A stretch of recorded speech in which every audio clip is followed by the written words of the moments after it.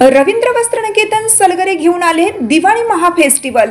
1 ते 30 ऑक्टोबर पर्यंत ऑफर्सचा धुरळा आणि खास दिवाळी गिफ्ट।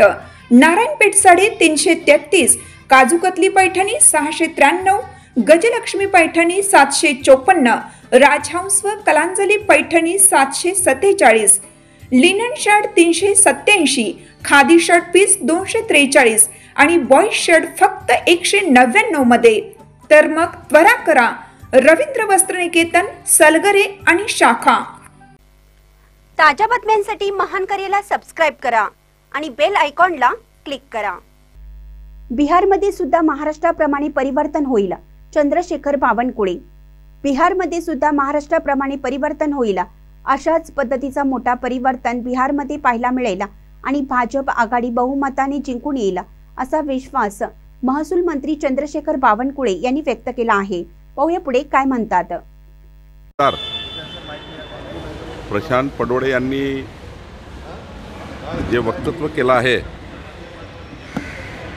खरं तर बालिशपणाचं आहे। शेतकऱ्यांना आमचं सरकार मदत करत आहे। 32,000 कोटी रुपये शेतकऱ्याच्या नुकसान भरपाई करता, पूरपीडिताच्या नुकसान भरपाई करता आमच्या सरकारने राखीव ठेवलेले आहे। 9,500 कोटी रुपये रिलीज झाले आहे।